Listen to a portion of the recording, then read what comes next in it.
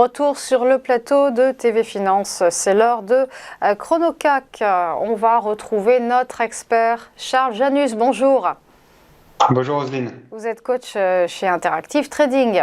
Alors l'indice parisien garde le rythme sous les meilleurs auspices, nanti d'un gain de plus de 10% depuis le début 2023 et en rythme hebdomadaire, c'est une hausse de 2% que le CAC a mis dans sa besace la semaine dernière. Oui, en effet, l'indice parisien toujours super bien orienté. Alors cette semaine, il sera accompagné d'un petit peu moins d'actualité macroéconomique, puisque la semaine dernière, on avait la Fed, la BCE, la BO, plus énormément de statistiques sur le plan macroéconomique. Cette semaine, ce sera un petit peu moins le cas. On attend juste un discours de Christine Lagarde ce soir à 19h, ou encore des annonces de Jérôme un peu plus tard dans la semaine, mais de moindre importance par rapport à ce qu'on a eu jusqu'à présent. Donc la macroéconomie, on va pouvoir mettre ça de côté, d'autant qu'en plus, ce qu'ont présenté les deux banquiers centraux ont été plutôt rassurants. D'une part, le mot magique a été prononcé par Jérôme Powell, à savoir désinflation, et puis d'autre part, même si la BCE a toujours son ton hawkish, très faucon, et bien pour l'instant, les investisseurs voient que la Banque Centrale Européenne suit ce qu'ils avaient pricé, donc pas d'inquiétude sur ce plan-là jusqu'à présent.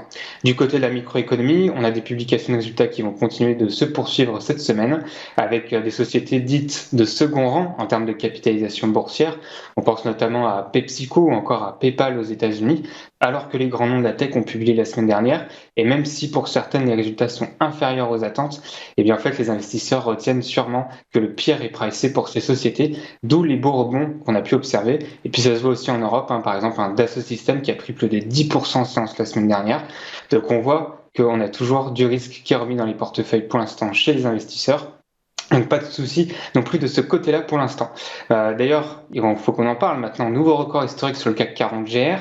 On en avait légèrement parlé la semaine passée, puisqu'on avait dit que le CAC 40 GR, donc dividende réinvesti, pourrait inscrire un nouveau record historique. Ça a été fait donc la semaine passée. Cette semaine, il pourra inscrire à nouveau sûrement de nouveaux records historiques. Et ça pourrait être le cas aussi du CAC 40 tout court, qui lui pourrait tester les 7384 points, son record absolu, d'ici les prochaines semaines, très certainement. En attendant, il faut toujours rester aussi sur l'indice parisien, et ce pour plusieurs raisons. Déjà, quand on regarde la composition de l'indice, on voit qu'on est toujours avec des valeurs qui sont très bien orientées. On le sait, il y a les valeurs du luxe exposées à la Chine alors qu'elles se réouvrent, et en plus, elles ont un pricing power alors qu'on est dans un régime d'inflation. Ensuite, il y a les bancaires, évidemment, très importantes au sein de la cote française, qui sont bien orientées grâce au ton hawkish de la BCE.